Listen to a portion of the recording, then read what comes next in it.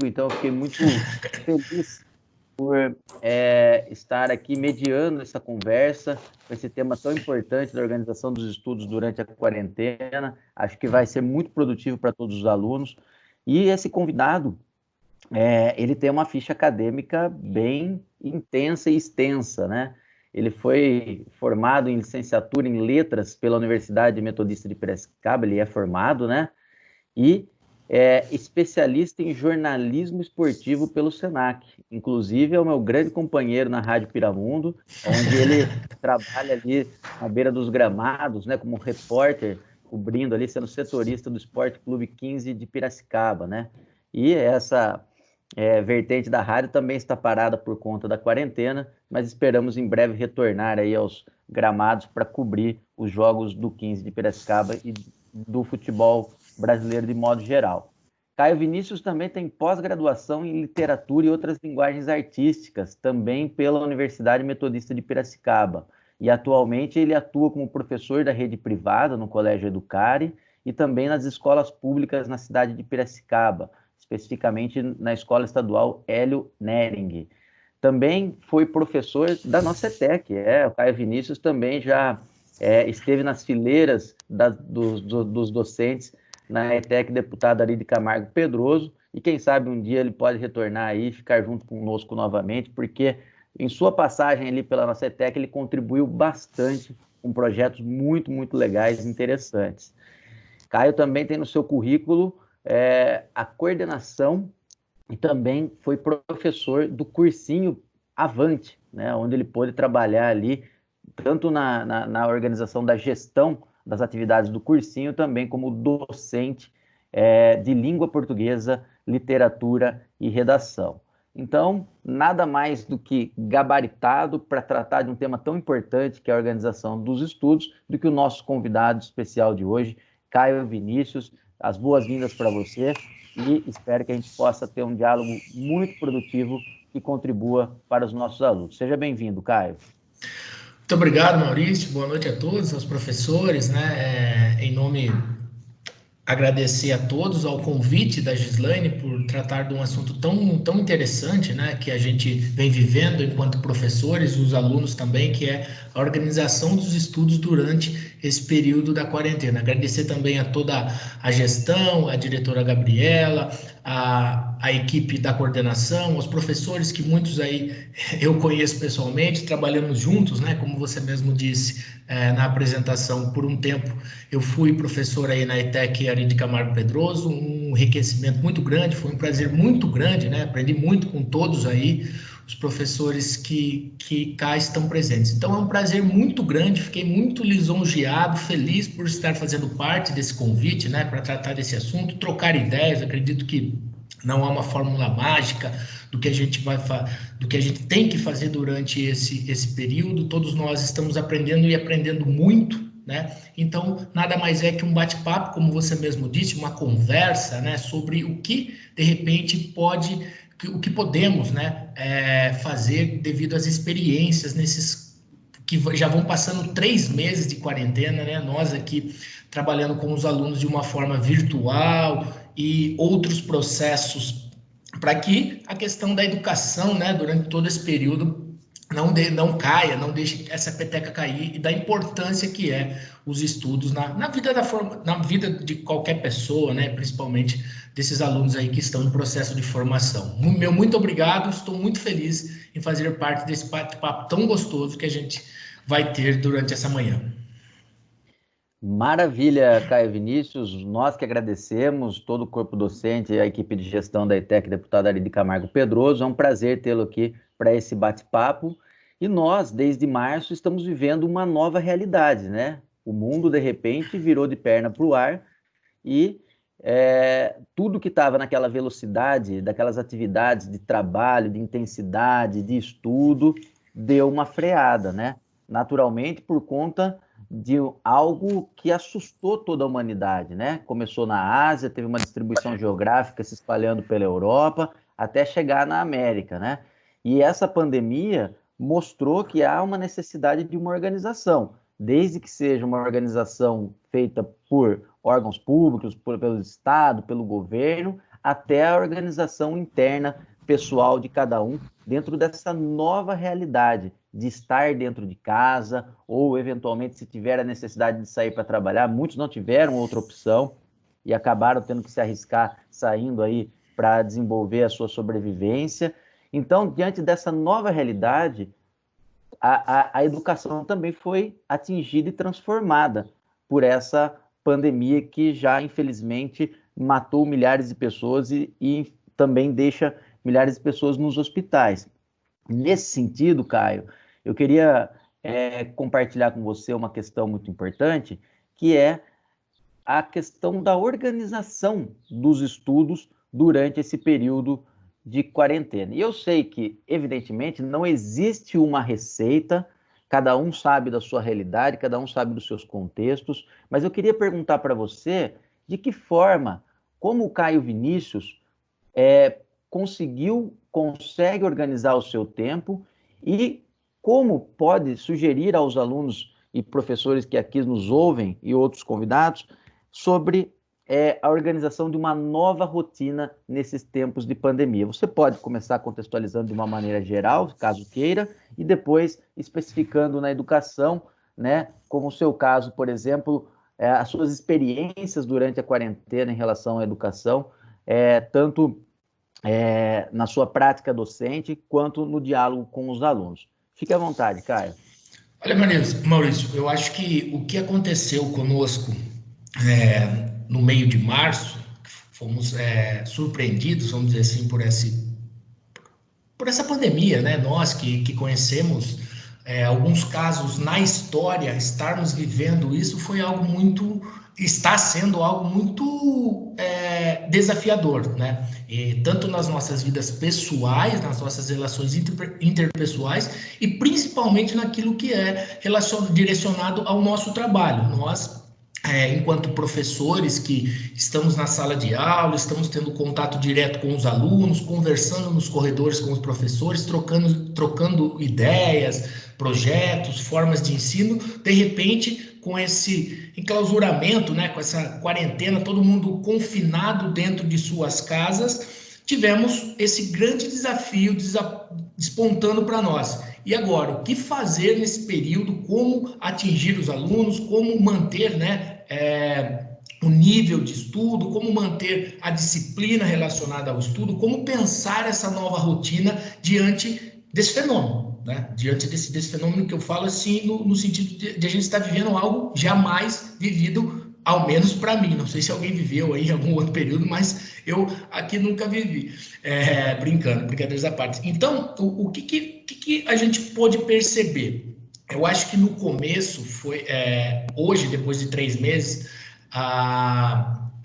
o período já está mais tranquilo dentro do que aquilo que a gente consegue entender enquanto realidade. Eu acho que nos primeiros um mês e meio, até 2 meses, eu acho que foi muito difícil nesse processo de organizar. Como que a gente, então, ia continuar as aulas, trabalhar os conteúdos, muitos alunos no ensino médio prestes no último ano, no terceiro ano, para prestar o vestibular, enfim, toda uma série de fatores que colocou nós, professores, coordenação e toda a equipe gestora, seja da escola pública, seja da escola privada, e num grande dilema. E a partir daí, das situações que foram acontecendo, foram se desenhando alternativas, formas de organização, formas de comunicação, e dentre elas, eu costumo dizer que o primeiro passo foi esse entendimento do que era esse processo, do que está sendo esse processo. Então, quando a gente conseguiu entender, passar para os alunos essa nova realidade, eu acho que nós demos um grande passo. Não foi simples, foi um trabalho, acho que algumas escolas tentaram um contato imediato com os alunos, outras escolas que disponibilizaram um maior acesso à internet, né, visando que também essa pandemia deixou bem claro um fator muito triste em nosso país, essa questão até da própria, escancarou de fato essa questão de desigualdade. Eu falo por experiência própria, que trabalho em um colégio privado e trabalho em um colégio particular, mas de certa forma, o que foi organizar os estudos? Foi entender a realidade de cada escola, de cada sala de aula, de cada ambiente, e aí a gente deixou mais claro ainda essas diferenças que há entre os alunos, e a partir daí traçar formas de atingir, de continuar mantendo a qualidade, as informações, mas de certa forma o que mais chamou atenção foi as novas práticas que a gente tivemos que desenvolver para atingir esses alunos. Então, uma organização de estudo foi relacionada a uma questão de uma rotina. A gente sabe que você ficando em casa acaba criando uma espécie de um conforto a mais. Olha, vou demorar mais um pouquinho, vou ficar mais um pouquinho na cama. Então, esse primeiro reconhecimento de que mesmo estando em casa, a gente tem que ter uma rotina, uma sequência de estudos, os horários, delimitar tudo de acordo com o nosso tempo, porque senão, de fato, a gente não conseguiria dar conta. Nós, enquanto professores, também. No começo, eu acho que todo mundo ficou perdido, né? Na grande maioria, acredito eu, pelo menos com os professores dos quais eu conversei, a gente ficava muito perdido. Nossa, eu não consigo chegar a ter acesso aos alunos, os alunos não acessam a live, enfim, uma série de fatores. Mas à medida que essa rotina foi se desenhando e cada um buscou a melhor forma de organizar os seus estudos, então eu vou delimitar os horários que eu trabalho, as atividades, claro, guardadas as devidas proporções e não estar presente.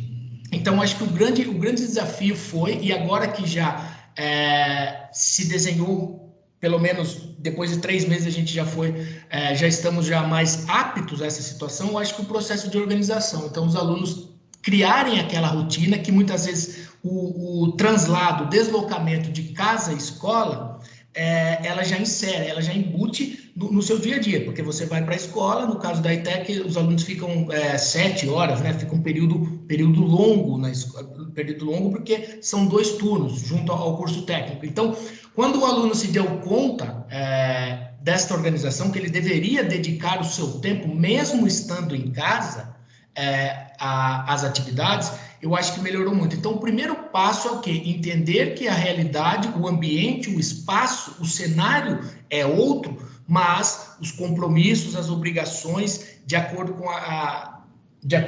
os estudos, ele deve ser mantido mesmo. Claro que, lembrando que você pode ter uma flexibilidade, mas sempre levando em conta o quê? O que eu faria na escola naquele dia?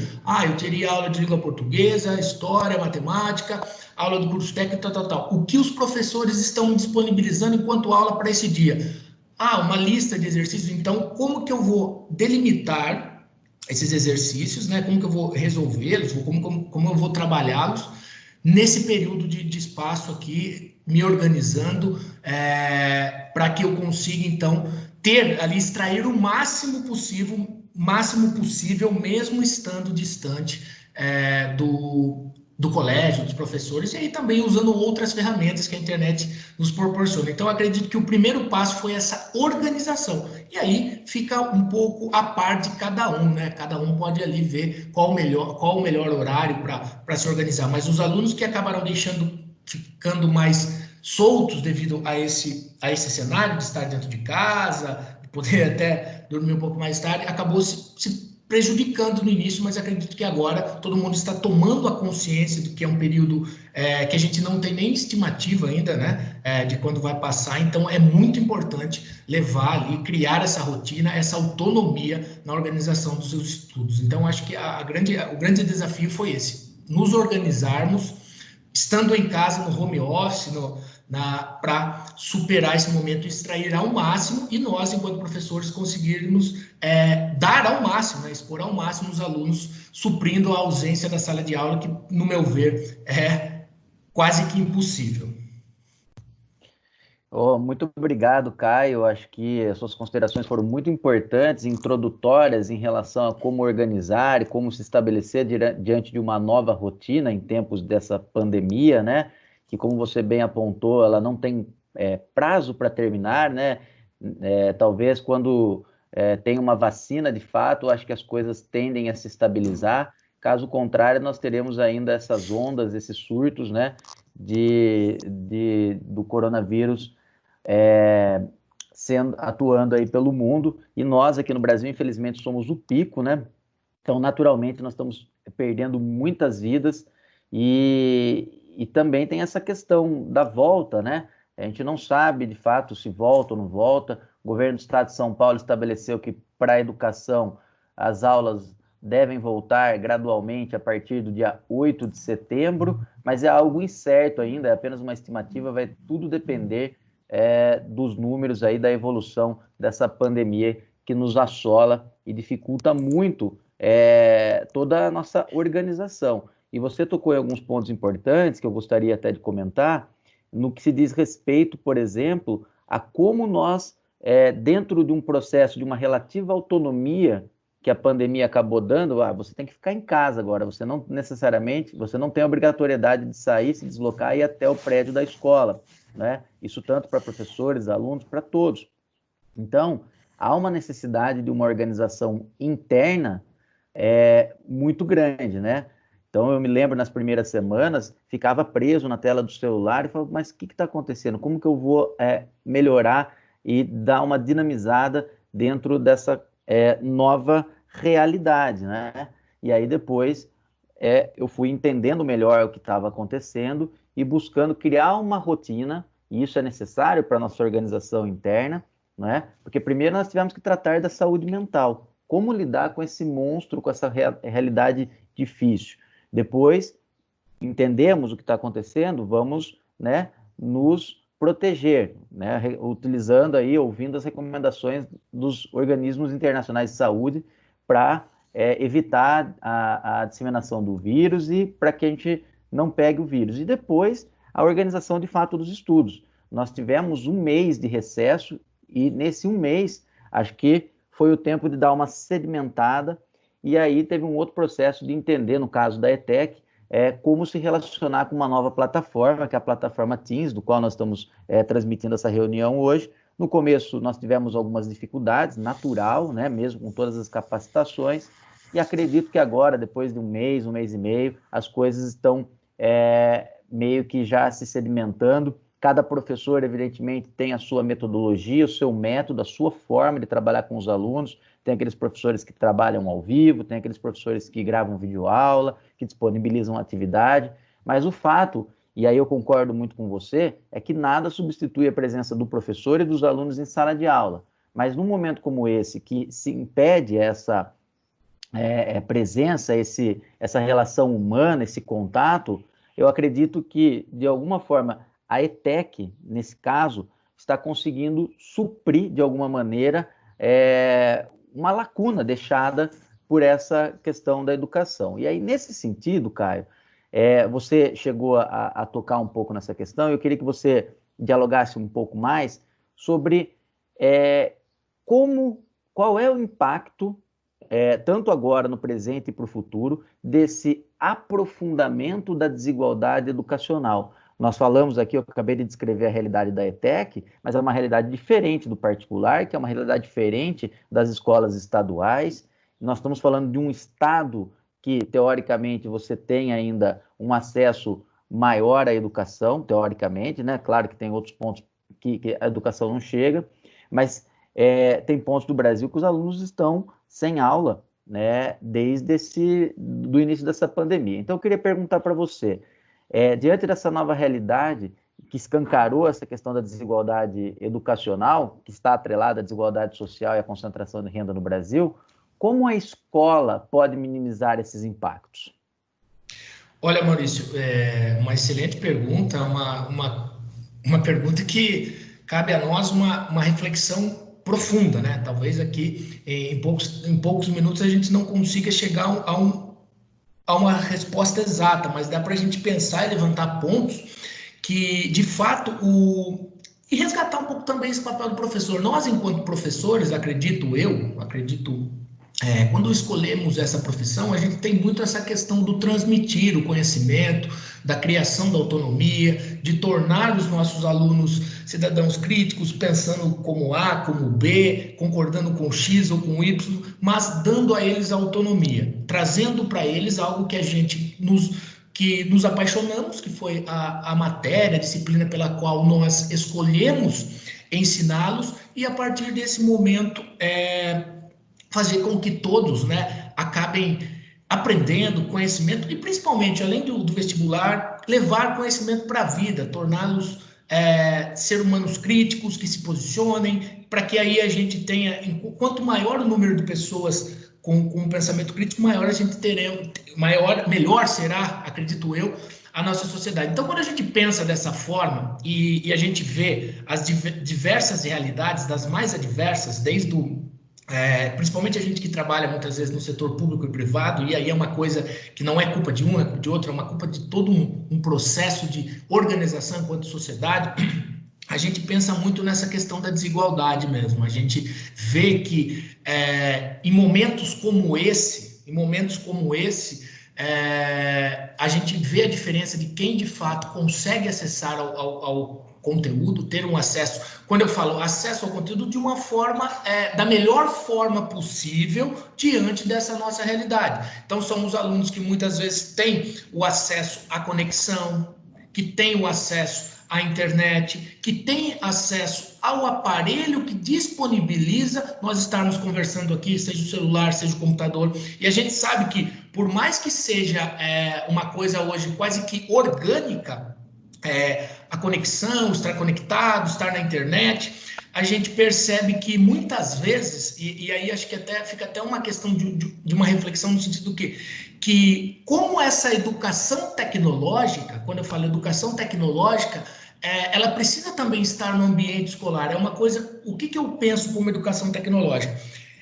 É trazer para o aluno, e aí a gente vê também nessa questão, até mesmo os alunos menos favorecidos, né, que escancaram ainda mais essa questão da desigualdade, como utilizar também a tecnologia de uma forma útil, no que eu digo assim, entender como ferramenta, entender como parte de um processo de conhecimento, né, porque muitas vezes a gente vê alguns alunos que hoje, nessa geração que a gente chama de geração que domina toda essa questão tecnológica, não conseguindo ter um acesso a um e-mail, não conseguindo utilizar as ferramentas de uma forma útil no sentido que fuja um pouco dessa banalização do uso da internet. Quando eu chamo de banalização do uso da internet, é esse boom, né? Esse descarregar de redes sociais que a gente vê, de repente, os nossos alunos dominando, mas, de repente, utilizar o aparelho, toda essa questão tecnológica para um benefício que, de repente, poderia ser acompanhar uma videoaula, há um desconhecimento. Isso se tratando daqueles alunos que têm acesso, e muitas vezes não tem aquela disciplina, não tem aquele conhecimento de como utilizar a ferramenta da melhor forma possível. E aí tem o outro caso daqueles alunos que não têm o acesso. Então, nesse período, estão sendo feitas várias manobras para que a gente consiga atingir o maior número de alunos. Acredito que aqueles que têm o acesso à conexão, à internet, a todo esse processo que a gente consegue estabelecer pelo Teams, pelo Meet, pelo Zoom, seja qual plataforma que for, os alunos estão acompanhando, acredito que os professores estão se doando da melhor forma possível, entendendo as adversidades, entendendo as realidades, e estamos atingindo os alunos. E para aqueles alunos que, de repente, não têm, e aí quando a gente fala não tem mesmo, de repente não tem o celular adequado para acompanhar, não tem o computador em casa, ou às vezes a realidade da casa tem apenas um aparelho, a mãe utiliza, o pai utiliza, enfim. As escolas estão buscando alternativas de repente, o aluno retirar as atividades, de fazer as atividades. Então, a gente está num processo de pandemia, se tratando de um assunto que, acredito eu, seja o mais importante de qualquer sociedade, de qualquer nação, que é a educação, e a gente está vivendo, nós, enquanto professores, a equipe de gestão, nos tentando consertar colocar as coisas no trilho, e a gente se depara com essa questão do qual que é o grande desafio ainda maior, chegar a todos os alunos. E aí que cria, então, essa questão que, retomando aquilo que eu disse no início, isso que muitas vezes nos comove, né? E nos entristece, mas ao mesmo tempo nos motiva para tentar atingir os alunos da melhor forma, porque a gente vê alguns alunos que talvez precisem, né, ainda mais, eu acredito que não ainda mais no sentido, mas aí não conseguindo devido a essas barreiras que infelizmente se cria num país desigual igual ao nosso. Então, acho que pensar um pouco nessa questão de como atingir os alunos é um novo desafio. Acho que as escolas, a ETEC, tem feito isso, né? Conversando ontem com a Gislene, com você mesmo, de uma forma muito, muito interessante, disponibilizando aos alunos que de repente não conseguem ter esse acesso à tecnologia, que retirem o material esse que também não chega lá, simplesmente cai do céu, professores que também sentaram, se organizaram, pensaram no material para que esses alunos consigam, então, mesmo diante desse período confuso, de uma comunicação para alguns quase que impossível, devido ao advento, que para nós é tão natural, mas para algumas pessoas pode ser tão longe da sua realidade, né? As escolas estão disponibilizando a retirada de material. Acho que alguns alunos, né, entre os próprios alunos, é legal essa corrente, essa forma que muitas vezes nós, enquanto professores, não conseguimos chegar até determinado aluno. E aí, às vezes, alguns alunos próximos, professor, eu consegui mandar uma mensagem para fulano de tal, para pessoa X, para que ele continue, para que ele faça as atividades. Mas, de fato, mostra, né? Então, fechando até esse raciocínio, mostra então essa questão de como atingir os alunos também, que é um grande desafio, devido a um novo cenário que veste, né, que cobre toda essa questão da pandemia, que é a questão da desigualdade. Então, esses pontos, se tratados, né, por todos nós, encarados, eu acho que chegou até nós, se não de uma forma direta, indiretamente, ainda mais, isso que a gente vê diariamente, que é essa questão desigual, essa questão injusta, da qual assola o nosso país. Perfeito, Caio. Eu acho que dentro da sua análise você elucidou aí uma questão de uma desigualdade já estrutural em relação à questão da educação e que foi, né, escancarada por essa questão da pandemia. Nós temos aí o grande pensador, filósofo e que foi deputado estadual, o Darcy Ribeiro, né, que escreve lindamente sobre a população brasileira no livro O Povo Brasileiro, e ele vai dizer que a crise da educação no Brasil não é uma crise, é um projeto. Então passa muito por uma questão de interesses governamentais, interesses aí de, infelizmente, manter a população alheia, uma boa parcela dela, de um acesso de uma educação de qualidade. E nós, professores, diante dessa realidade árdua, estamos aí para, de alguma maneira, tentar amenizar esse processo e promover uma educação mais libertadora, uma educação que faz com que o aluno tenha, de fato, um pensamento crítico e consiga criar, de alguma forma, e buscar, através de uma transformação geracional, um melhor estado de bem-estar social para o país, né? Mas isso é um projeto mais longo, uma discussão mais ampla, que, infelizmente, não se muda do dia para a noite, mas nós estamos aqui, dentro de um processo de utopia, buscando melhorar e amenizar essa realidade tão cruel. Então, eu agradeço pelas suas considerações, foram muito importantes nesse sentido, para tratar a questão da desigualdade escancarada nesse período da pandemia. Nesse sentido, Caio, você falou da dificuldade do acesso, você falou dessas dificuldades em relação a ter aparelhos, ao plano de internet. Algumas instituições, desde universidades até escolas, acho que o Centro Paula Souza também teve essa possibilidade para alguns alunos que realmente necessitavam de oferecer chips de para celular, de telefonia, né, para ter acesso à internet móvel, enfim. Mas a internet está aí, né? De modo geral, você falou que essa geração atual sabe mexer muito bem, lidar muito bem com as redes sociais, com os aplicativos, e de fato sabe mesmo, né? Mas quando chega numa plataforma acaba tendo uma dificuldade, mas depois de um período acaba se adequando. A questão a internet ela está aí, desde essa revolução técnico-científica, ela trouxe muitos benefícios e também muitos malefícios, né? Nós podemos ver aí, citar um exemplo de um problema sério que está em relação à questão das fake news, que atinge desde os mais jovens até os mais idosos, né? A gente vê aí uma série de pessoas compartilhando notícias falsas que são criadas para atender interesses de determinados segmentos que querem criar uma falsa notícia para, sei lá, criar uma dificuldade para o oponente ou para confundir, para desinformar. Eu chamo a fake news de desinformação, né? E essa desinformação ela é criada não é porque as pessoas elas simplesmente falam, vou inventar uma mentirinha. Não, elas têm interesse para criar essa mentira e gerar uma instabilidade. Enfim, nesse sentido, eu queria perguntar para você, A internet, ela tem, além desse aspecto negativo, ela tem os aspectos positivos. Como nós, tanto professores, mas fundamentalmente alunos, podem usar a internet de modo adequado? E como encontrar uma fonte confiável, ou seja, ou fontes confiáveis? O que você pode nos dizer, compartilhar em relação às suas experiências nesse sentido?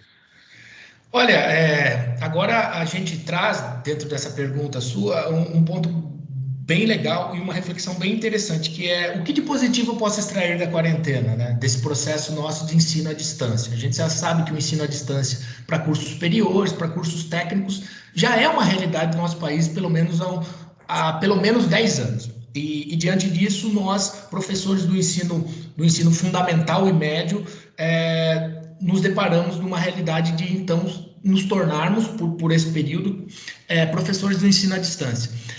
Eu acho que trouxe algumas coisas muito boas, muito boas. Houve até uma espécie de uma reciclagem para nós mesmos, enquanto professores, de pensarmos quais ferramentas tecnológicas por um bom tempo estavam diante de nós, com uma espécie de um leque, do qual nós, com essa rotina muitas vezes manual, orgânica, artesanal, de ir até a sala de aula, não utilizávamos, né? Não conhecíamos. E até mesmo nem nos interessávamos em, vou ficar ali 1, 2 horas para aprender, de repente mexer numa ferramenta e tal.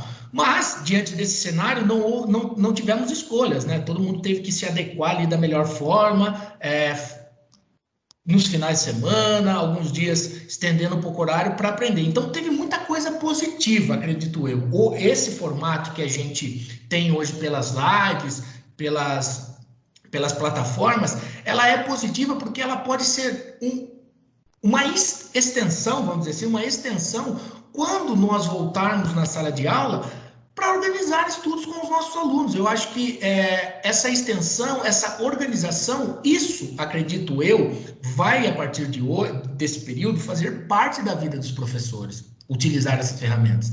Então, quando a gente...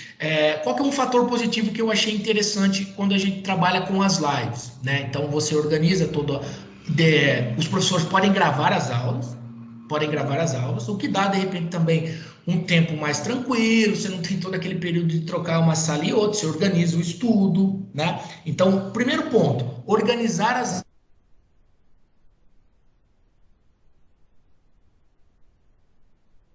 aulas.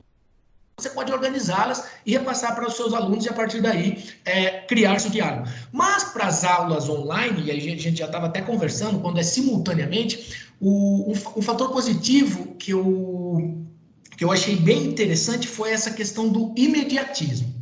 O que seria o imediatismo? De repente, eu vou utilizar o meu caso lá, professor de língua portuguesa e literatura, estou diante de uma situação, vendo determinado período literário, determinada característica de tal escritor, e de repente me vem à mente ali, porque a gente sabe que a sala de aula, uma aula é um emaranhado de situações novas, né? Eu acho que isso que é o grande barato de ser professor, é saber que a gente vai entrar dentro de uma sala de aula, muitas vezes com tudo aquilo programado, e de repente um insight, um start, a gente muda aquela rota e faz daquela aula, às vezes, algo totalmente diferente daquilo que nós planejamos. E aí, retomando então essa questão dos fatores positivos, de repente conseguir dialogar com outras ferramentas. Então, por exemplo, você está dentro de uma sala de aula, de repente você interrompe e fala, pessoal, peraí, eu vou trazer esse poema X aqui, e você imediatamente não quebra aquele contexto, não rompe aquela esfera que se criou, você expõe aquele poema e a partir dali você discute. Assim como, de repente, você coloca um vídeo, expõe uma música, acredito que professores de outras áreas também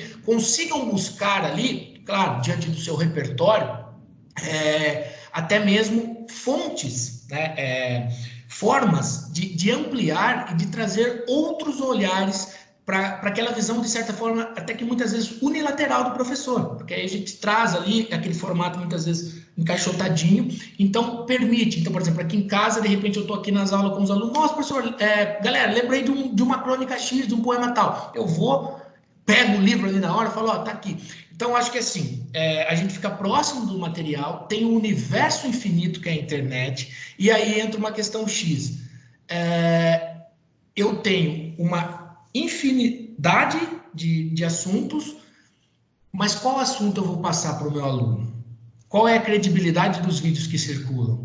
Qual é a veracidade, a forma? Porque, assim, existe muito essa questão de banalizar algumas coisas, né? Então, há determinados conceitos na geografia, na matemática, na filosofia, na história, que eles não são conceitos simples, né? E muitas vezes a gente tem que conscientizar o aluno que muitas vezes algo não vai ser um vídeo de 3, 4 minutos que a gente vai conseguir entender aquilo de uma forma positiva. Então, eu acho que assim, ao mesmo tempo que se abre esse leque positivo de formas de nós utilizarmos material que já está pronto, que já foi produzido para os alunos e principalmente os alunos buscarem informações extras, porque a gente sabe que nesse período é importantíssimo que os alunos também criem essa autonomia de repente, traçar um caminho de estudo, seja por parte de vídeo, seja por parte de podcast, seja por parte de leituras autônomas, de ver qual é o conteúdo. Então, assim, o papel do professor nesse momento é informar os alunos da credibilidade, da qualidade do material. Então, não é qualquer vídeo que eu vou lá e coloco, assista esse vídeo sobre a Semana de Arte Moderna. Não, peraí, eu vou ver primeiro esse vídeo. Bom, trata um ponto interessante. Não, aqui não é bem assim, né? Então, a gente tem que tomar muito cuidado, porque à medida que essa lei de oferta e procura aumenta, o que é que está aumentando, as pessoas simplesmente, muitas vezes, estão ligando as câmeras, estão tratando assuntos profundos de formas superficiais e que isso lá na frente, para a gente corrigir, fica mais complicado. Então, eu acho que assim, essa autonomia que vem se desenhando aos alunos é fundamental, mas eu acho que esse acompanhamento do professor em mostrar para o aluno, olha, ou para a aluna, olha, é importante que você tome cuidado, que muitas vezes os vídeos eles não têm uma credibilidade, e isso o que a gente faz? Mais uma tarefa, mais um comportamento diferente que se desenha para nós enquanto professores, que é o quê? Eu vou passar um vídeo, eu vou indicar o vídeo, o que eu tenho que fazer primeiro? Assisti-lo. De repente eu posso pontuar e até de repente de uma coisa que está incorreta, incorreta que eu falo, não adequada, eu posso, pessoal, tá vendo aqui o que vocês têm que tomar cuidado? Você vê que como que há uma divergência, uma contradição, e nesse aspecto informando. É claro que a gente não vai conseguir fazer de todos, por isso que a gente sempre fala. Eu não vou ensinar os alunos a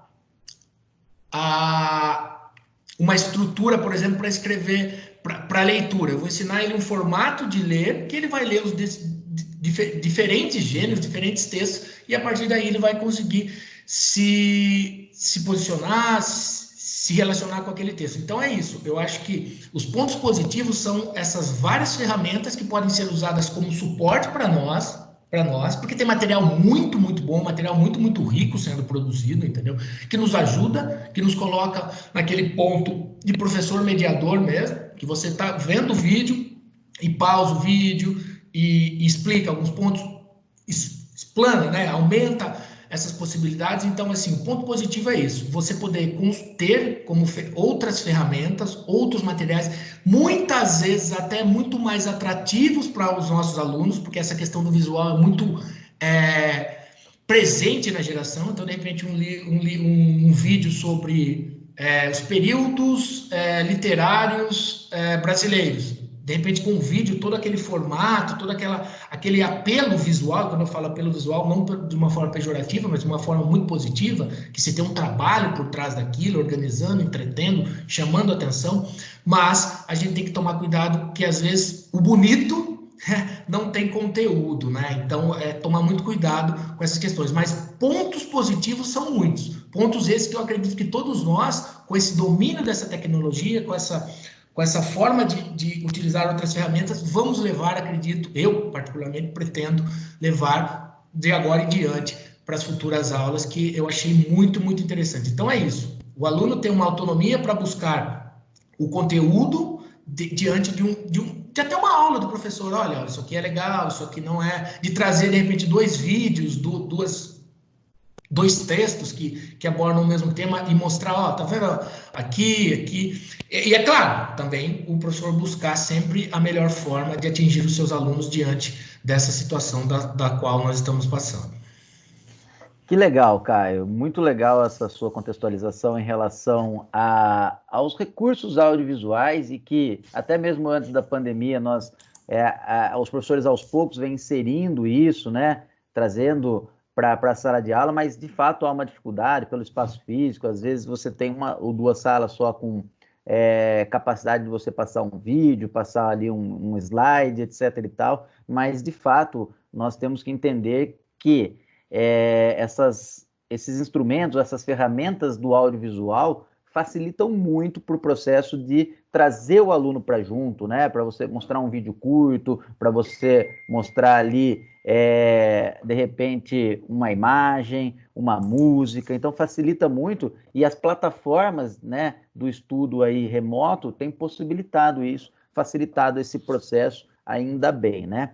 Nesse sentido, Caio, eu queria perguntar para você que, diante de toda essa explanação geral que você fez em relação a como encontrar as fontes confiáveis, como expor isso para os alunos de uma forma que facilite para eles, dentro desse universo virtual, você nos indicaria, ou quais ferramentas você nos indicaria para contribuir para auxiliar nos estudos? E aí você pode nominar mesmo. E sei já de antemão, avisando todo o pessoal, que você vai falar de uma ferramenta que é relativamente nova, que são os podcasts. Então eu já antecipo uma e gostaria que você falasse sobre algumas ferramentas e especificamente você explicasse o que é um podcast para os nossos ouvintes aqui.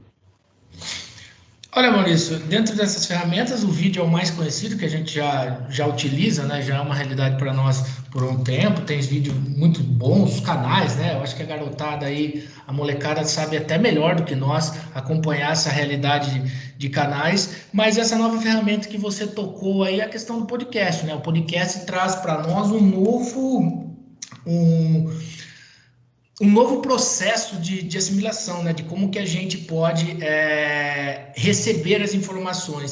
Se por parte do vídeo tem todo aquele apelo visual, que nos entrete, que nos mantém ali focados, o podcast ele vai um pouco na contramão, né? Na contramão por quê? Porque o podcast ele não tem nada de imagem. O podcast nada mais é do que um formato de rádio, né? Em que pessoas responsáveis pelos mais diversos assuntos, interessados nos mais diversos assuntos, se propõe a falar sobre algo, né? Como nós aqui, por exemplo, poderíamos transformar essa reunião nossa, esse encontro bem interessante que está acontecendo num formato podcast, em que os alunos, as pessoas, ou quem quer que seja que interesse, teria apenas o compromisso de ouvir os podcasts. E aí é um ponto bem interessante, porque quando a gente não tem essa presença da questão visual, me chama muito a atenção isso, a gente tem que ter um nível de concentração maior. E esse nível de concentração maior é algo que muitas vezes nessa loucura que a gente vive aí, isso não só nós, os alunos, a gente está todo momento conectado, vendo imagens, vendo vídeo. Quando a gente se depara por uma situação de acompanhar um podcast, às vezes pode dar sono, às vezes eu não me interesso, eu estou ouvindo o que as pessoas estão conversando, mas eu não consigo me concentrar porque só fala, não tem imagem. E diante dessa realidade, então, o podcast vem como uma ferramenta muito, muito interessante. Por quê? Porque muitas vezes ela não tem aquele... quando você precisa fazer um podcast, claro que tem todo um processo de produção e tal, você não precisa ter todo aquele empenho de criar as imagens, de fazer um vídeo. Então, muitas vezes, quem está produzindo o podcast pode, então, se dedicar a explorar ainda mais aquele assunto que ele se propõe a fazer. Então, por exemplo, tem podcasts que vão discutir temas do Enem, então podcasts que de repente eles trazem tem um podcast da Unicamp muito legal, que é sobre as redações, depois eu posso até trazer o nome aqui, que o pessoal vai comentando os temas de redações e os formatos, os gêneros que foram propostos durante os determinados anos, né? Então, trazendo ali para os alunos que, de repente, buscam o vestibular, tem muitos podcasts trabalhando nesse formato. Tem alguns mais extensos, passa lá, dá 1 hora, outros mais curtos, né? E das mais variadas disciplinas, pode ter de física, de matemática, de história, geografia, língua portuguesa, literatura, enfim, uma série de fatores. Cabe ao aluno, então, se adaptar a essa ferramenta, né? É que nem uma leitura. No começo a gente fala, poxa, Que coisa chata, né? Mas depois que a gente vai entendendo, vai praticando, vai se tornando leitor, a leitura passa a ser algo essencial em nossa vida. Então, o podcast é isso, uma ferramenta nova, embora remeta a um tempo antigo, né? As comunicações do rádio. E aí é muito legal os alunos entenderem que o podcast não precisa ser só essa ferramenta de informação, né? Quando eu falo informação, eu preciso ouvir o podcast porque eu quero passar no vestibular da FUVEST e se eu... Não, o podcast também pode ser uma ferramenta de entretenimento e você aprender através do entretenimento, como, por exemplo, no início do século XX, as rádios novela, né? As rádios novelas que eram transmitida através do rádio, então cada personagem ia ali falando e os ouvintes do rádio iam desenhando, quem será que esse personagem, quem será que é essa personagem, o que vai acontecer, e explorando algo que muitas vezes agora nessas novas ferramentas a gente não consegue, porque já vem tudo desenhado para nós, já vem tudo desenhado. Então quando você assiste um filme e lê um livro, toda aquela ideia que você tinha do personagem, ela se desmancha quando você assiste o filme. Então, você não consegue mais resgatar na sua memória como você desenhava aquele personagem. Então, o podcast, além de ser uma ferramenta muito interessante, que tem conteúdos ricos, ele estimula, né? Isso são dados, pesquisas, isso seria muito legal se estivesse cada vez mais presente na vida dos alunos, ele estimula esse processo criativo, essa concentração, essa absorção de ideias, que nos permita mais refletir e não seja algo de reflexo, sabe, momentâneo. Eu vou lá, coloco no Google, o que é isso? Beleza. Então, o podcast, ele requer um comportamento diferente, né? Nada mais é que um programa de rádio. Um programa de rádio que tem esse nome podcast, porque se ganhou essa nova roupagem. Ele não, então, assim, os alunos podem buscar esse podcast, tem um podcast muito legal sobre física, olha, e eu sendo da área de língua portuguesa, que eu acho muito legal, que eu acho que é um do Estadão, que chama Estado da Arte. Esse podcast é muito legal, que ele vai trazer, por exemplo, de repente, temas da física, da química, de uma forma bem dinâmica, bem interessante, que pode, então, ser uma ferramenta que nesse período que a gente está vivendo e ter esse fácil acesso, né? E aí tem plataformas como Deezer, Spotify, o próprio Google Podcast, que o aluno pode encontrar ali Enems. Depois eu posso até passar para você, Maurício, e aí você publicar em algum lugar que tenha acesso aos alunos para que eles comecem. Se de repente tem alguém aqui que está participando conosco que ouve podcast, que tem algum podcast, coloca aí no chat, olha, eu ouço tal podcast, gostaria de indicar para os meus colegas, enfim, mas é uma ferramenta nova com uma roupagem antiga, né, que nada mais é do que os velhos e saudosos programas de rádio que hoje são feitos com novos assuntos, né, com uma dimensão maior, mas mantendo a velha e clássica tradição do rádio. Caio, e o podcast é muito legal, é uma ferramenta que remete mesmo ao rádio, porém ele, diferentemente do rádio, que é transmitido via ondas, né, o podcast, de modo geral, ele é transmitido via streaming, né, então você tem acesso com a internet, você pode escutar onde você quiser, a hora que você quiser, o programa que você quiser, então você tem essa facilidade, como você tem hoje os cardápios nessas plataformas como Netflix, Amazon Prime, que você consegue ter uma variedade de filmes, séries, entre outras ferramentas, livros, e-books. Então é a tecnologia jogando a favor aí do conhecimento, acho isso muito legal. Ontem eu assisti uma reportagem muito interessante que no Ceará, no estado do Ceará, numa cidadezinha pequena no sertão cearense, uma escola pública adotou a seguinte forma: os professores, como boa parte dos alunos moram na zona rural, não tem acesso à internet.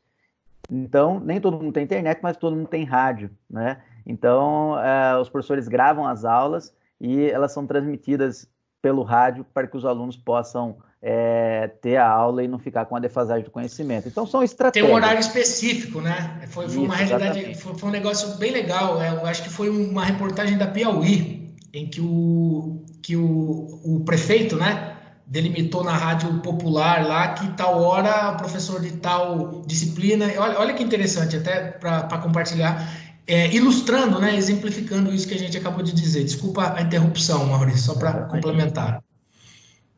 Não, e é exatamente por aí. Então, encontrando estratégias para que o aluno tenha o acesso ao conteúdo, à informação, ao conhecimento, tá? Caio, Nós estamos chegando ao fim do nosso bate-papo, mas antes de encerrar, eu gostaria de fazer um ping-pong com você. O que seria o ping-pong? Acho que, de alguma maneira, para nós darmos algum subsídio nesse tempo curto que nós temos desse bate-papo para os nossos alunos, eu acho que nós dois poderíamos fazer uma troca de indicações de livros, podcasts, filmes, sites, telejornais e séries, tudo bem? Então, eu vou começar indicando um livro e logo na sequência você indica outro livro e assim nós vamos fazendo esse ping-pong, tudo bem? Perfeito.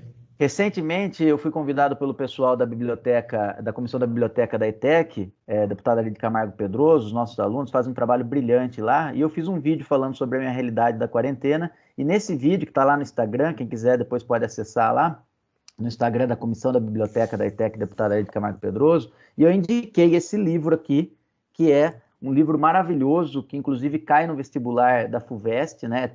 Que é o Pepétela. Na verdade, o Pepétela é um autor, né, um escritor angolano, e que escreve o Mayombe. Então é um livro muito legal, um romance tão profundo sobre a guerra de independência de Angola, que vale a pena ser lido, tá? Então essa é a minha indicação literária. Qual é a sua, Caio? Olha, Maurício, eu tenho duas indicações aqui. Uma está presente, a outra não. A primeira é um livro que fez até parte dos vestibulares da Unicamp, que é o Quarto de Despejo, da Carolina Maria de Jesus, para que a gente faça esse link mesmo para os alunos. É um livro feito em relatos, né? Um relato de uma mulher que vivia numa das maiores favelas do estado de São Paulo na década de 50, a favela do Canindé, e diante das situações mais adversas mesmo, que hoje, para nossa realidade, a gente está falando assim, comparando com as demais, falta internet, falta tecnologia. Para aquele pessoal aí, há quase 70 anos atrás, num passado não tão distante assim, faltava comida, faltava moradia, faltava condições mínimas de sobrevivência. Então, acho que esse livro ele rasga bem mesmo nesse termo que a gente vê, que se desenhou para nós na quarentena, essa questão da desigualdade. Então, acho que para todos os alunos, né, é um livro que mostra muito bem, nos coloca, nos insere numa realidade que, felizmente, a gente não precisou passar para conhecer. E aí que eu acho o grande elemento mágico da literatura, ela nos proporcionar situações das quais a gente não precise passar, viver, mas, de certa forma, entender, inserir. Então, quando você lê o Quarto de Despejo, que eu acho uma leitura fundamental dessa escritora negra, né, que acabou sendo descoberta ali depois de um tempo, ela escancara ainda mais essas questões, contrapondo e mostrando que o quê? A desigualdade do nosso país, ela só foi mudando a roupagem, né, mas ela sempre existiu. E o outro é esse livro aqui do escritor Sol Carioca, não sei se vocês estão vendo aqui, do Giovanni Martins. É um escritor jovem de contos, foi publicado pela Companhia das Letras, muito, muito interessante, um garoto que fez parte de uma oficina de contos, ele é morador da Rocinha, e ele começou a escrever, encontrou na escrita, na literatura, uma forma ali de suportar as adversidades da sua vida. Então, acho esses dois livros muito interessantes, trabalham muito essa questão. Repete o nome do livro, por gentileza, Caio. Sol na Cabeça, do Giovanni Martins. É um livro de contos muito legal, um escritor jovem, ele tem 23 anos, né? Já foi lançado pela Companhia das Letras, é um livro muito legal, ele tem muito essa questão da oralidade, é uma linguagem muito acessível, muito prazerosa de ler, e mostra a realidade do jovem, né? Que busca, que tem na literatura uma forma de entender, de buscar entender a realidade a qual o cerca. Então, acho esses dois livros muito, muito interessantes que os alunos podem... O Giovanni Martins até vem sendo discutido, né, em algumas propostas de vestibular e tal, mas, além disso, para com a vida mesmo, para que os alunos possam entender um pouco essa realidade que a literatura nos permite viver. Então, Quarto de Despejo, da Carolina Maria de Jesus, e Sol na Cabeça, do Giovanni Martins. Um é um livro de relato e outro é um livro de contos. Excelentes indicações, Caio Vinícius. E aí, continuando nesse ping-pong, agora chegou a hora de indicar um podcast. E eu indico um podcast que eu faço, que eu escuto fazendo as minhas atividades físicas, né? Para também cuidar da saúde mental e física, dando uma corrida, caminhando ou pedalando, que é a série de podcasts lançada pela Folha de São Paulo em 2018, na época das eleições, que conta as histórias dos presidentes do Brasil. Então, Presidentes do Brasil fica a dica como uma série de podcasts que inicia lá desde 1889 com o Deodoro da Fonseca, com a proclamação da República, até a eleição do atual presidente do Brasil. Excelente podcast, porque ele vai tratar do contexto político, histórico, econômico de cada presidente que passou da República até os dias de hoje. E em relação aos podcasts, eu indico esse podcast, que é um podcast, pode ser um podcast mais denso, que é esse estado da arte, mas é muito interessante para a garotada entender alguns pontos, porque ele aborda vários temas, não só voltados à minha área, que é a área de língua portuguesa e literatura, mas traz física, matemática, vários outros. E um podcast bastante interessante também que eu gosto, é esse que eu acabei de comentar para vocês. Estou até procurando na galeria que não achei, que é sobre o Enem. Temas do Enem, discussões, essas questões da atualidade que trabalha o Enem e outros vestibulares. Depois eu passo o link para você, Maurício, e você disponibiliza para o pessoal. Então, fica esse Estado da Arte, que eu acho que é um podcast bem legal, e esse sobre o universo dos vestibulares. E aí um desafio para a galera aí, para a garotada, para a molecada, ouvir um podcast, de repente procurar um podcast com menor tempo e aí ir se familiarizando com esse novo gênero, né, com essa nova ferramenta, e a partir daí tê-lo como um acompanhante, como é o nosso caso, né, Maurício? Exatamente, Caio. Enquanto eu vou indicando outras os sites, telejornais e séries, se você, por gentileza, conseguir achar os links aí e colocar no chat, facilita aí para o pessoal encontrar depois, tá? Então, diante dessas indicações super legais aí do Caio, de podcasts, né? Você vê que o homem ele é em dose dupla, né? Ele vai indicando 2 livros, dois podcasts, mas isso é muito interessante, contribui muito para os alunos e isso é fundamental, né? Sites, Caio, eu acho que um site muito legal, inclusive a minha aula inaugural com os terceiros anos, geralmente eu faço toda uma análise sobre como acessar uma informação, um conteúdo de qualidade, e um site que eu procuro sempre me referenciar é o Portal Nexo. O Portal Nexo traz temas importantes, assuntos importantes sobre globalização, desde escalas que vai do local até o global. Então, acho que o Portal Nexo é uma excelente ferramenta de informação para vocês terem acesso ao que vem acontecendo no mundo, com a questão da atualidade de uma forma mais aprofundada, porque ele não dá apenas a notícia, ele dá a notícia e debate a questão.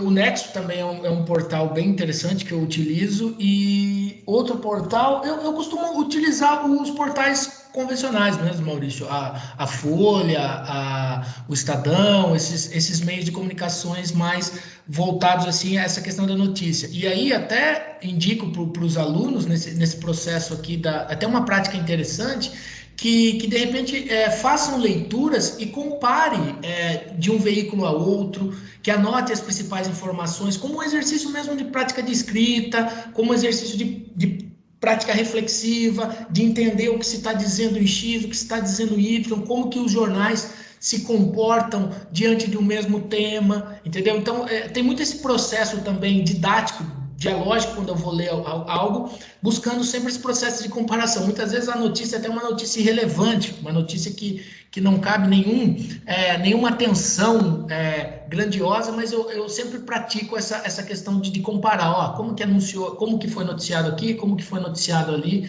Então eu busco assim essa notícia mais do cotidiano, do dia a dia. Então, eu recomendo esses grandes veículos, assim, e mais que sempre tem essa questão de saber filtrar, de saber dosar o que um ou outro, né, para a gente formar. Mas o Nexo e as plataformas padrões mesmo, Estadão, Folha. E é interessante, né? Comparar as linhas editoriais, né? Eu também acesso Exatamente. bastante aí, indico para eles o G1, a Folha de São Paulo, o Estadão, enfim, são fontes aí que, por mais que às vezes haja divergência em relação à linha editorial, mas são fontes que acabam sendo de informação importantes. Caio, falta 2 indicações ainda nesse ping-pong, um telejornal e uma série. Já vou fazer as 2 e você já vem logo na sequência, em seguida, para que eu possa responder algumas perguntas, para que nós possamos responder algumas perguntas dos nossos alunos, nossos professores aqui, tá? Então, um telejornal muito legal, que também promove essa questão do debate, traz sempre 2 pontos de vista, é o Jornal da Cultura. Sempre passa ali, acho que começa entre 8h30 e 9 horas no canal Cultura. Então, o Jornal da Cultura é um telejornal muito legal e acessível. E em relação às séries, eu indico uma chamada Merli, que conta a história de um professor de filosofia lá da Catalunha, na Espanha, né? Na cidade de Barcelona. Então, é uma série assim, lindíssima, de 3 episódios, de 3 temporadas, com acho que 10 episódios cada temporada, e que, assim, toca muito, tanto nós professores assistindo aquilo, porque a gente se insere dentro daquela realidade dessa série, não é?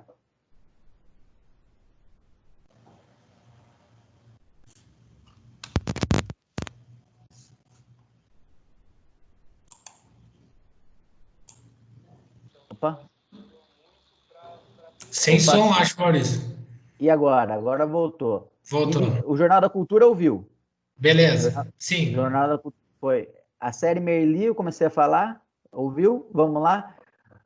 Merli, então, conta essa história desse professor de filosofia lá na Catalunha, em Barcelona, e que trata sobre essa realidade da escola pública, sobre a perspectiva. Cada episódio, de modo geral, ele leva um filósofo como tema central. Vale muito a pena assistir essa série Merli. E aí, Caio, para nós encerrarmos esse ping-pong, gostaria que você citasse aí um telejornal do qual você mais assiste e uma série que os alunos possam assistir. Como ainda estou num processo de mudança, não tenho TV aqui em casa por assinatura ou qualquer que seja, eu acompanho bastante um canal chamado Meteoro Brasil, no YouTube, que eu acho bem interessante. Eles trazem temas bastante interessantes, então o canal chama Meteoro, é bem interessante. O Jornal da Cultura também, Jornal da Cultura, que eu acho que é um jornal bastante interessante. E série, cara, série é uma coisa que eu ainda tenho uma certa... Mas uma série que eu assisti bem interessante, até para quebrar um pouco essa questão só de consumir coisa para conhecimento, todo. Uma série bem legal, que eu achei que é um tema que me desperta bastante interessante, foi uma série chamada Império Romano. Uma série Império Romano que tem no Netflix, que conta ali os principais imperadores durante esse período histórico que foi o Império Romano, e eu acho legal porque é um formato de série documental. É aquela série que tem um quê no documentário. Então, à medida que vai aparecendo a trama, se desenvolvendo a trama, tem a ruptura e algum especialista comenta e tal, traz uma ampliação bem legal. Então, é um formato de série que eu gosto. Mas, particularmente, eu não sou muito da série, viu, Maurício? Eu não costumo acompanhar muito as séries, a não ser as séries sobre os times de futebol, né? Aí fica a dica, então. Mas essa série Império Romano, para quem tem a plataforma Netflix, é bem interessante, é bem interessante. Não são episódios longos, são episódios bem interessantes e bem didáticos em alguns pontos, assim. Eu achei bem legal essa produção. Que legal, Caio. Eu acho que nós trouxemos aos nossos ouvintes aqui, aos nossos convidados, a quem está assistindo a esse bate-papo, algumas dicas importantes sobre o que nós estamos assistindo, lendo, e quais são essas ferramentas. É possível perceber que existe uma variedade, que cada um pode se adequar àquela que mais te atraia, que mais goste, né? Então, muito legal. Acho que nós conseguimos passar um pouquinho para os alunos, professores e para os demais telespectadores aqui, ouvintes, essa realidade. Vamos agora para a fase final, vamos terminar aqui, como previsto, nós passamos do tempo delimitado aí, mas os acréscimos eles são importantes, então nós passamos os 45 minutos e vamos começar a responder as perguntas dos alunos, professores. Aqui o professor Orlando de Química pergunta se nós utilizamos o OBS Studio. Eu particularmente não utilizo o OBS Studio, mas na Rádio Piramundo nós utilizamos para as nossas lives. E o OBS Studio é uma das ferramentas para que se possa gravar a aula, não é isso, Caio? O OBS Studio também permite mais naquela plataforma que se diz para você gravar as aulas, né? Utilizar outros recursos, pausar a aula, inserir slides, inserir vídeos. Dá um trabalhinho um pouco maior, mas depois o efeito todo, o resultado é muito bom. A gente usa mesmo, como você disse, na rádio e tal, mas aqui, geralmente eu não costumo utilizar o OBS, não, viu, Orlando? Eu vou mais pelas ferramentas, pelo Meet, pelo Teams, pelo Zoom, porque nos colégios que eu trabalho, a gente faz a aula de forma interativa, no momento exato, mas dá sim, tem alguns vídeos no YouTube com tutoriais de como você organizar isso, né? Mas eu particularmente não uso o OBS. Maravilha, Caio. Aqui a Gislaine está dizendo que está aprendendo bastante com bate-papo e sempre gostou de rádio, vai pesquisar mais sobre podcast. Obrigado, Gi, acho que é isso mesmo. A ideia é apresentar essa nova ferramenta com essa roupagem antiga do rádio, para que as pessoas possam ouvir e ter uma nova forma. É um processo, né? Eu também demorei um pouco para chegar no podcast, e aí hoje eu não fico sem, certo? A Aninha, Ana Clara, um beijo grande para você, Ana. Uma menina fantástica, pergunta aqui para nós, ela que é do terceiro Logística, pergunta se nós acreditamos que essas aulas EAD vão ser adotadas de forma integral mais futuramente, por conta da sustentabilidade, cadernos de folhas, ou então a tecnologia vai estar cada vez mais presente dentro da estrutura das escolas. Olha, Ana, eu acredito que assim, é um processo de transição. Cada vez mais a tecnologia vai estar presente dentro da escola, então, respondendo a essa indagação que você coloca, tem essa questão da sustentabilidade também, desde o processo de você sair da sua casa, ir com meio de transporte, seja carro, seja ônibus, que consome combustível fóssil, que libera gases poluentes na atmosfera, até chegar a essa ideia dos documentos, das provas escritas nas folhas, e de fato, essa forma mais tecnológica minimiza esses impactos, não é? Agora, nada substitui o professor dentro de sala de aula, acho que esse é um ponto de vista pessoal, não é? E acredito que sim, vai ter um aumento das aulas à distância, acho que é uma realidade que já vinha acontecendo até mesmo antes da pandemia, porque infelizmente, de modo geral, no Brasil, hoje a educação ela é vista como mercadoria e não como uma formação cidadã. Ainda quem resiste a esse processo são algumas escolas particulares e a escola pública aos trancos e barrancos, não é? Então, assim, nós temos ainda os professores indo diariamente, tendo esse contato diário, diário do cotidiano com o aluno, mas é um processo que vem sendo substituído cada vez mais por um ensino tecnificado. E o tecnificado que eu estou dizendo não é um ensino técnico, onde você vai aprender uma habilidade para mexer, por exemplo, num computador ou num torno mecânico. Não é esse técnico que eu estou dizendo, porque isso é importante, mas é você tecnificar simplesmente para formar o cidadão, aliás, formar o aluno para ser um integrante do mercado de trabalho. Não que isso não seja importante, mas isso não é o essencial. Você tem que ensinar o aluno a ser cidadão. Aí, a partir da prática de cidadania, ele vai sim conseguir ter uma melhor formação, se inserir no mercado de trabalho, possuir valores no sentido de ter uma sociedade onde se possa ter um pensamento no contexto geral e não apenas no indivíduo. Então, essa é a minha contribuição em relação à sua pergunta. Vai lá, Caião. Eu achei bem interessante esse ponto da Ana Clara, né? Ana Clara perguntar se vai ser, se a gente vai acabar substituindo. Eu acredito que a tecnologia vai tomar um espaço maior, ainda maior.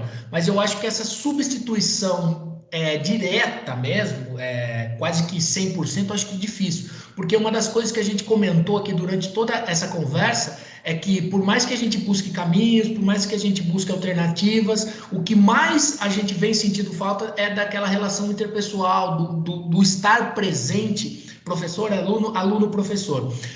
Eu acho que vai diminuir, nós, enquanto professores, vamos utilizar mais recursos tecnológicos, né? Eu, particularmente, vou fazer disso uma realidade pós-pandemia, né? Mas eu acho que ainda assim, Ana Clara, vai se manter essa presença entre aluno e professor. A que ponto, a que nível, a que quantidade, a gente não sabe, porque de repente a gente pode ter um novo formato, encontros, né? O que de repente seriam encontros virtuais são esporádicos, de repente encontros pessoais acabem se tornando esporádicos e a gente fica cada vez mais enclausurados dentro da nossa casa. Eu torço para que isso não aconteça. Porque esse ir e vir, esse translado, esse estar presente com os alunos, estar brincando ali uma hora ou outra no intervalo entre uma sala de aula é muito interessante. Mas a gente sabe que nem sempre o que a gente pretende é o que acontece. Mas eu acho, sim, respondendo a sua questão, que vai ter um protagonismo maior, se é assim que eu posso dizer, na nossa vida, essa questão da tecnologia, esse distanciamento, essa realidade virtual pela qual a gente está vivendo e está aprendendo, né, a nos socializarmos, se é que é possível utilizar essa palavra socializar à distância. Muito bem, Caio. E é isso. Acho que quando você está no tete-a-tete, ao vivo, face-to-face, como você utilizou na palavra em inglês, né? Eu acho que você tem as relações humanas, né, mais próximas, de afeto, de carinho, então elas são importantes, né? Mas nesse momento de pandemia, o que tem para a hora é essa relação que também dá para ser afetuosa, mas não dá para ser tão quente como é numa questão de você estar junto pessoalmente, tá? Ao mesmo tempo, Maurício, só complementando, ao mesmo tempo, de repente, pessoalmente, a gente teria um certo impasse para estar fazendo essa reunião, olhando para todo mundo. E aí a virtual a gente fica mais solto, mais leve. Mais solto, mais confortável, né? Então tem os prós e os contras, né? Sim, sem dúvidas. São as contradições de todo o processo. Bom, a Gislaine está dizendo aqui que com certeza a educação e muitos outros setores não voltarão a ser como antes, né? Vamos conhecer um novo mundo após esta pandemia, e de fato, também concordo com a Gia aqui. Grande Adilson, o professor Adilson está dizendo muito bom, que não tinha pensado sobre isso, leciona na área técnica, né? No curso de indústria, automação na nossa ETEC, e acabou de achar muitos links sobre podcasts aqui, sobre temas técnicos, tá? Aqui está a Rosângela Antônia, está dizendo palestra maravilhosa, muito obrigado, informações importantes, está dizendo aqui. Um beijo grande para você, Rosângela. E nós temos aqui a professora Sueli, de Educação Física, dizendo excelentes dicas. Um beijão para você, Su. Obrigado, querida, né? pela presença aí. A Adriana Palmieri, também querida também, tá dizendo aqui, show de dicas e bate-papo. Valeu, Lova. Maurício Lovadini, valeu, Caio. Obrigado, um beijão para você também, Dri. Aqui o grande Martins, professor também do curso de indústria lá na nossa ETEC, está dizendo aqui obrigado, principalmente pelas dicas e indicações. Excelente bate-papo, você arrasa, parabéns, assistir Merli, realmente sensacional, e obrigado, Caio. Beijão para você, Martins, também, você é sensacional, nós temos uma relação muito recíproca de respeito e amizade. Obrigado, Martins. Aqui no André Malosso Júnior, do segundo DS, acho que o André, não é isso? Me corrija depois se eu errei, viu, André? Nesse assunto, podcast, eu acho que é uma fonte muito boa de diversos conhecimentos, pois os participantes acabam abrangendo outros conteúdos parecidos e eles são muito interessantes. Vocês não acham que se os professores usassem disso para passar uma visão do conteúdo mais absorvível, ao invés de um texto enorme, maçante, um vídeo longo, desinteressante? Fica a dica, né, André? Eu acho que todos nós, professores, cada um com a sua metodologia, vem tentando implementar novas ferramentas para, de fato, minimizar esse ensino muitas vezes enfadonho, muitas vezes repetitivo, muitas vezes cansativo, tá? Então, de modo geral, acho que vai muito do professor, mas com certeza a inserção de novas ferramentas facilita muito, como é o caso do podcast. Caio? Realmente, o podcast ele vai poder ajudar, né, em trazer outros conteúdos, mas aí retoma aquilo que a gente disse, tem alguns assuntos que requer mesmo uma leitura, uma aplicação maior dos alunos, mas eu acho que se buscando um formato legal, uma ideia legal, até porque da praticidade que você pode ter utilizar o podcast, de repente a mãe lá, fulano e tal, vai ajudar lá tal coisa, você coloca o foninho, ouve seu podcast, e ao mesmo tempo que você está fazendo os afazeres domésticos, você está aprendendo ali sobre geografia, sobre história, enfim, mas é uma boa ferramenta. Eu acho que, e aí só complementando, eu acho que esse período, não tenho certeza, esse período, os professores também vão começar a utilizar mais essas ferramentas, porque a gente percebeu que pode ampliar ainda mais o conhecimento se utilizadas de uma forma adequada, de uma forma ideal. O que não pode muitas vezes é banalizar, só podcast, só vídeo, só isso, só aquilo. Eu acho que essa mescla, essa divisão é muito interessante. Mas acredito sim, André, que seja bem interessante e isso passe a ser uma realidade maior presente na vida dos alunos e por parte dos professores também. Maravilha, Caio. Aqui está a Aninha, Ana Clara, dizendo muito obrigado pela opinião de vocês. Tá o Silvião, grande Silvião, coordenador de logística, dizendo parabéns, Caio Maurício. Muito bom, valeu, Silvião, um beijo para você. Aqui a Gabi está me corrigindo que os comentários são delas e não da Gislaine, porque não está o nome, né? A ETEC, deputada ali de Camargo Pedroso. Gabi, me desculpa, e agradeço por suas considerações. Aliás, você é uma diretora do qual eu admiro muito, porque nos dá autonomia de desenvolver trabalhos e projetos maravilhosos. Então, um beijo grande para você também, Gabi. Aqui nós temos a professora Lúcia, dizendo muito bom, gostei das dicas e livros. Legal, Lúcia, um beijão para você também. Aqui é a Silvana, Sil, um beijão para você, nossa orientadora pedagógica, dizendo parabéns pela live. Obrigado, Sil. Aqui Silvana é uma querida também, né? Um abraço, Silvana. Grande Silvana, querida mesmo. Nós temos aqui o aluno Nilson, do Primeiro Logística, um aluno que, assim, sempre está ali no chat, perguntando, na plataforma Teams, é um aluno realmente muito interessado. Parabéns para você, Nilson. Isso é muito importante, estar atento aí às atividades que os professores passam, a tirar dúvidas, né? Nem todos os alunos têm essa facilidade, e o Nilson sempre vem perguntar, e fico feliz por você ter participado, viu, Nilson? Um beijão para você também. Aqui nós temos, acho que agora é a Gabi, tá? De novo, vamos lá. Parabéns pelo excelente bate-papo, parabéns, Maurício e Caio, obrigado, Caio, mais uma vez por aceitar o convite, né? Nos proporcionaram uma manhã muito rica, com muito conhecimento. Obrigado, viu? Guilherme Vieira Silveira, grande Gui, podia ter sempre mesmo. Vamos tentar aí organizar mais lives. O André do primeiro DS, mas se tudo der certo, logicamente vai para o segundo DS, está dizendo aqui logo. É isso aí, André. O Nilson respondendo ele, o ano já está acabando. A Júlia Abreu Santos, se eu não me engano, a Júlia é do primeiro DS, o primeiro logístico. Os primeiros anos vocês me perdoem, porque ainda, né, nós tivemos um curto período de 1 mês e meio, então eu não lembro de fato os cursos. Obrigado, Júlia, adorou a palestra, foi uma formativa maravilhosa. Obrigado, um beijão para você. Aqui o Vinícius Grela, grande Grela, do terceiro banco de dados, muito bom, obrigado pelas dicas. Aqui está o professor Antônio, de Filosofia, parabéns, Maurício Caio, uma palestra excelente, ótimas dicas e recomendações, aprendendo muito com vocês. Obrigado, Antônio, um grande abraço para você. O Fernando Henrique, que é aluno, acho que do primeiro ano também. Esse bate-papo foi maravilhoso, também concordo que poderia ter sempre. Obrigado pelo carinho, tá? João Vitor Santos Paiva, aonde eu posso baixar o podcast? João, você pode acessar através de plataformas, tá? Então você tem desde da plataforma de quem produziu o podcast, por exemplo, a Folha de São Paulo, do qual eu indiquei, você entra lá e você vai conseguir ouvir. Você pode ouvir, por exemplo, se você tiver um Android, tem lá um aplicativo de Android só para podcast que vai... Tem o Google Cast, né, Maurício? O Google Cast, para quem tem Android, e você não precisa fazer um download, João.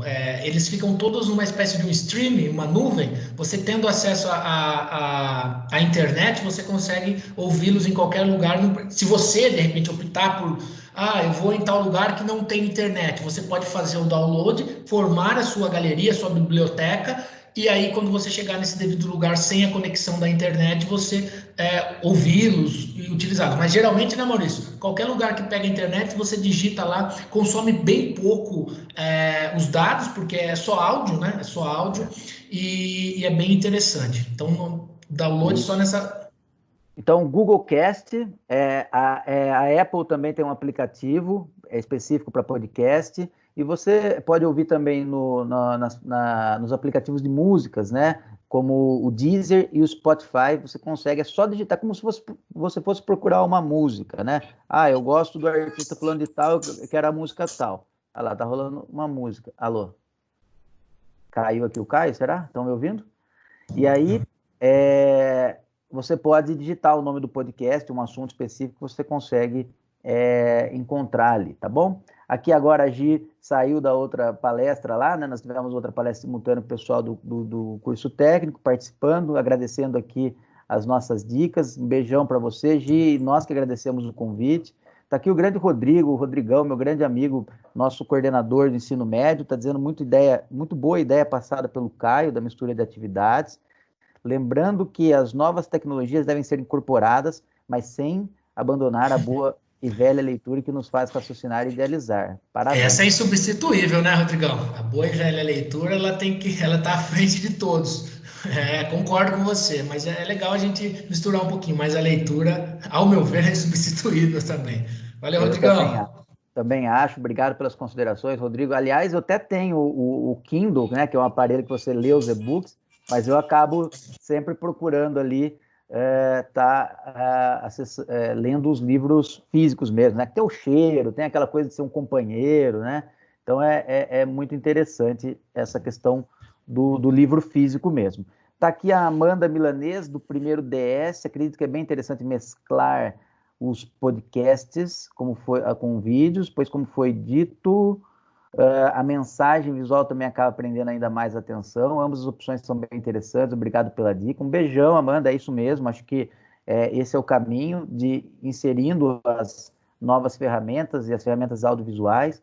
O João agradecendo aqui pelo aprendizado. O Guilherme Vieira está dizendo aqui, para quem quer ouvir mais podcasts, no Spotify você precisa pagar mensalidade para ouvir podcast, só música que precisa... Cadê? Só música que precisa pagar. Eu recomendo o PrimoCast, sobre gestão empresarial de forma geral. Isso é fantástico, do programa de TV, do Fantástico, né? Programa de TV que fala sobre temas contemporâneos e pertinentes. Muito bem, obrigado, Gui, pela indicação aí. Então, mais uma dica de podcast. E aqui o Rafael Taranto, nosso querido Taranto lá do segundo DS, está dizendo obrigado pela live, Louva e Caio. Um beijo grande para você também, Rafael, para todo mundo. E aqui chegou o irmão dele, né? O Felipe Taranto, são gêmeos, né? Lindões. Obrigado, estou agradecendo também aqui pelos conhecimentos. Obrigado ao Felipe, ao Rafael, ao Guilherme, a todos que participaram.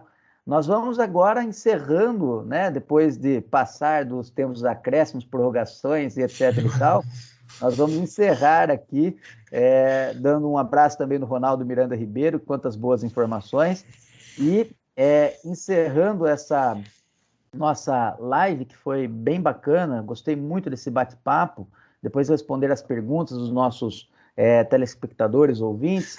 Eu agradeço, primeiramente, a Gislaine, Gabriela e Rodrigo por esse contato, tanto comigo quanto com o Caio, para organizar esse bate-papo, tá? E, fundamentalmente, eu agradeço também ao nosso convidado, Caio Vinícius, que, além de ser um grande amigo, é um excelente profissional, né? Meu companheiro de Rádio Piramundo, meu companheiro de docência aí. E, por favor, Caio, faça suas considerações finais para depois nós encerrarmos essa atividade. Olha, gostaria de agradecer a todo mundo da ETEC pelo convite. Foi um convite muito desafiador, um assunto bem pertinente que a gente ainda não tem as respostas, né? Agradecer especialmente a Gislaine por ter entrado em contato, de ter dado toda a garantia, toda a tranquilidade acredito eu, para conversarmos de uma forma bem rica e bem interessante. A diretora, a Gabriela, o Rodrigão, né, a todos os professores, a Silvana, a Sueli, professores que eu já trabalhei aí durante o período que eu estive presente aí na ETEC. Um abraço muito grande, a Sandra, né, a grande Sandra, que foi uma professora fantástica, do qual eu aprendi muito, a professora Sandra Tibério, né, que é uma querida.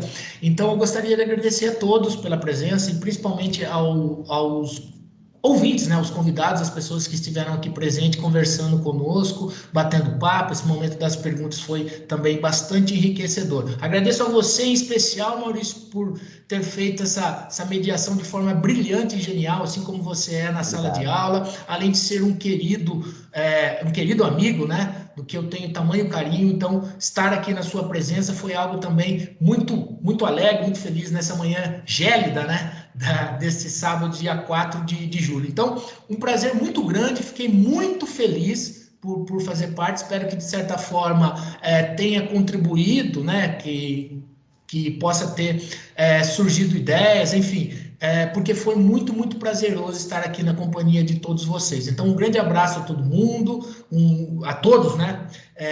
Um bom sábado, foi um prazer. Se de repente, se alguém quiser mandar alguma mensagem, mandar alguma coisa, Maurício, repasse e depois eu passo as dicas para que vocês continuem lendo, continuem assistindo, continuem ouvindo música, agora passem a consumir mais o podcast. Então, um beijo grande no coração de todos, um grande abraço, foi um prazer, Maurício, e toda a equipe gestora da ETEC e da coordenação. Muito obrigado. Obrigado, Caio Vinícius, mais uma vez. Agradeço novamente a todos que estiveram presentes. E, para finalizar, para nós refletirmos sobre esse processo de enfrentamento a uma pandemia e todas essas dificuldades na educação, eu finalizo com uma frase dita pelo cineasta argentino Fernando Birri ao grande escritor uruguaio Eduardo Galeano, no livro Las Palavras Andantes, que ele vai dizer sobre um processo de utopia, né? Que é aquela coisa que parece que está distante, que a gente nunca vai chegar. E para a gente refletir nesse sábado gelado e colocar uma sementinha para tentar criar uma educação mais livre, libertadora e crítica de consciência, eu finalizo essa reunião dizendo, nas palavras do Fernando Birri, que a utopia está lá no horizonte. Me aproximo 2 passos, ela se afasta 2 passos. Caminho 10 passos e o horizonte corre 10 passos. Por mais que eu caminhe, jamais alcançarei. Para que serve a utopia? Serve para isso, para que eu não deixe de caminhar. Então fica essa reflexão aí do Fernando Birri, né, maravilhosa, que a gente sempre esteja em busca da utopia e que construa uma educação forte e libertadora para que todo mundo consiga ter uma sociedade mais justa e igualitária. Muito obrigado a todos, um excelente sábado e até uma próxima. Antes de encerrar, acho que o Christian Thiago tem uma pergunta aqui, levantou a mão ou foi sem querer, Christian? Está aberto o microfone, pode falar. Mostrar participante, acho que não, acho que ele apertou sem querer ali. Mas, enfim, encerramos essa reunião. Agradeço mais uma vez a Gabi, a Gislaine, ao Rodrigo, a todo mundo que esteve presente. Um beijo enorme no coração e nos vemos em breve. Até mais.